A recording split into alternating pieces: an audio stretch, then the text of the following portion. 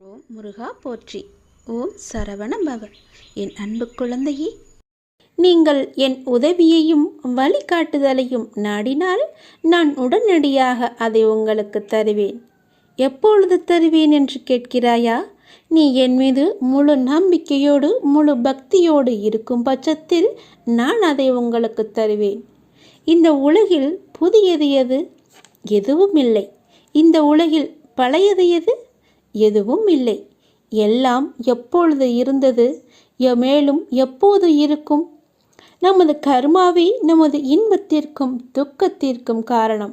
அதனால் உனக்கு என்ன நேர்ந்தாலும் அதை நீ பொறுத்துக்கொள்.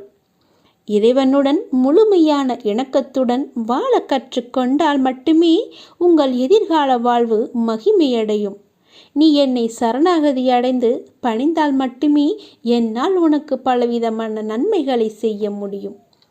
எல்லா சந்தர்ப்பங்களிலும் உன்னை அன்போடு அரவணைத்து கொண்டு தான் வருகிறேன்.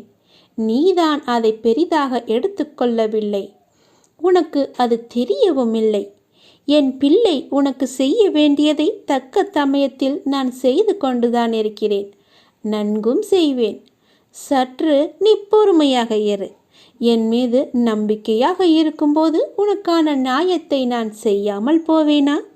என் குழந்தைக்கு நான் எப்பொழுதும் தீங்கு செய்ய மாட்டேனே. நீ இழந்த அனைத்தையும் மீண்டும் பெறுவாய்.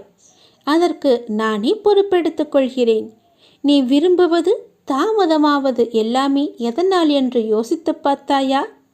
நீ முன் ஜென்மத்தில் செய்த கர்மா வினையால் தான். கர்மா இப்போது உன்னை ஆட்டி படைத்து கொண்டிருக்கிறது. உன் சந்தோஷத்திற்காக உன் கர்மாக்களை எல்லாமே நான் தட்சணையாக எடுத்துக்கொண்டேன். உனக்கு பல விதத்தில் புண்ணியங்களை நான் உண்டாக்கி கொண்டிருக்கிறேன். என் சொல்படி கேட்டுக்கொள். உன் கர்ம வினைகளை விரைந்து முடிக்கவே நானும் போராடி கொண்டிருக்கிறேன் என்பதை நீ மறந்து விடாதே. அதுவரை நீ கொஞ்சம் அமைதியாக இரு என் தங்கமே. நீ என்னிடம் எதையும் வேண்டினால்தான் நான் செய்வேன் என்று அல்ல.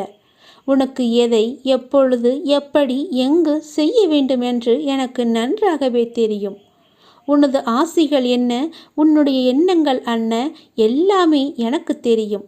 உன்னுடைய ஆசைகள், எண்ணங்கள் அனைத்துமே கூடிய விரைவில் நிறைவேறப் போகிறது.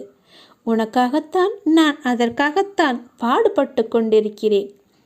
ஆனால் நீயோ உன் மீது அன்பும் அக்கறையும் இல்லாத உன் சுற்றத்தார்கள் சில பேரிடம் போய் இப்படியெல்லாம் அறிவுரை கேட்கிறாய். எவர் மீதுமே கோபம் கொள்ளாதே. யாரிடமும் போய் எதையுமே கேட்காதே. உனக்கு வேண்டியது எல்லாமே நானே செய்து தருகிறேன் குழந்தையே.